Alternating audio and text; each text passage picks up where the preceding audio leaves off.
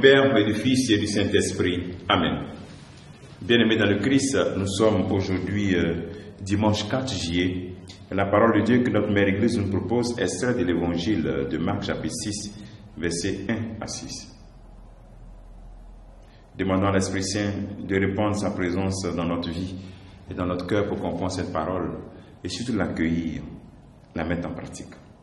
En ce temps-là, Jésus se rendit dans son lieu d'origine. Les disciples le suivirent. Le jour du sabbat, il se mit à enseigner dans la synagogue. De nombreux auditeurs, frappés d'étonnement, disaient: d'où cela lui vient-il? Quelle est cette sagesse qui lui a été donnée? Et ces grands miracles qui se réalisent par ses mains, n'est-il pas le charpentier, le fils de Marie, et le frère de Jacques, de José, de Jude et de Simon? Ses sœurs ne sont-elles pas ici chez nous? Et il était profondément choqué à son sujet. Jésus leur disait: un prophète n'est méprisé que dans son pays, sa parenté et sa maison. Et là, il ne pouvait accomplir aucun miracle. Il guérit seulement quelques malades en leur imposant les mains, et il s'étonnait de leur manque de foi. Alors, Jésus parcourait les villes d'alentour, les villages d'alentour, en enseignant. Acclamons la parole de Dieu. Louange à toi, Seigneur Jésus. Jésus vient dans son lieu d'origine. Il est bon de revenir et de revenir à la source.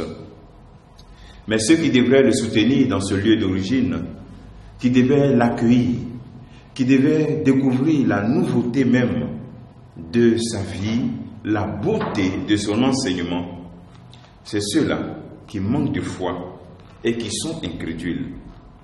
Bien-aimés dans le Christ, l'appel que le Seigneur fait en ce jour, c'est de faire attention à comment nous manifestons notre familiarité au Seigneur. Parce que souvent, notre familiarité ne garantit pas l'adhésion vraiment au Christ. Il y a une familiarité sans adhésion, une familiarité sans amour. Je fais mes messes, je vis dans mon groupe, mais je n'ai pas une adhésion totale au Christ. Ici, les membres de son village, sa parenté, n'avaient pas cette adhésion parce qu'ils l'ont connu. La familiarité ne garantit pas la foi. La familiarité peut aider à ce que la foi puisse grandir quand cette familiarité est motivée par un désir fort, non seulement de connaître davantage la personne, d'être avec elle, mais de l'aimer et d'être prêt à donner tout pour elle. Deuxième élément, ce qui fait que ceux-ci n'arrivent pas à s'ouvrir vraiment en Jésus-Christ, c'est parce qu'ils l'ont connu, parce qu'ils l'ont vécu, ils l'ont vu grandir. C'est que souvent, nous aussi dans notre vie, les préjugés nous rendent aveugles.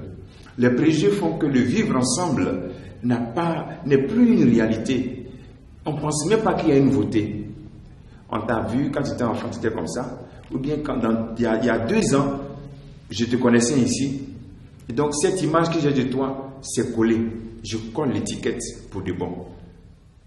Donc vivre en regardant les autres à partir des préjugés, ce n'est pas croire en l'œuvre de rédemption de Christ qui, par son amour, donne la possibilité à l'homme de changer.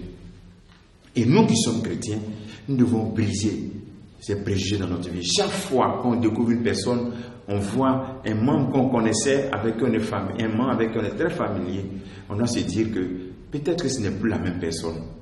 Donner toujours une nouvelle chance. Briser les préjugés, c'est donner chaque fois cette nouvelle chance. Pour pas que nous demeurions dans le manque de foi. Mes frères, mes sœurs, voici le deuxième élément que nous pouvons avoir comme méditation.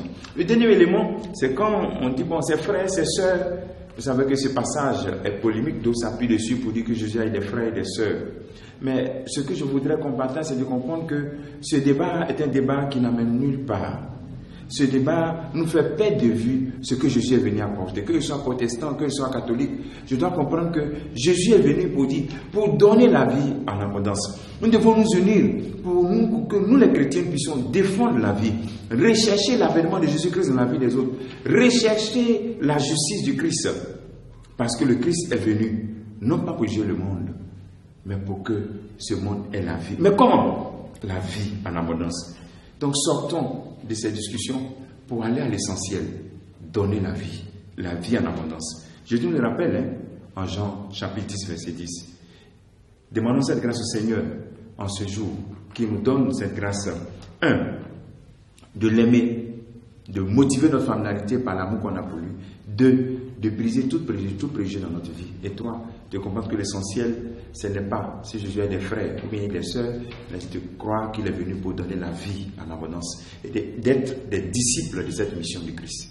Que cela nous aide dans ce jour et que Dieu nous bénisse au nom du Père et du Fils et du Saint-Esprit.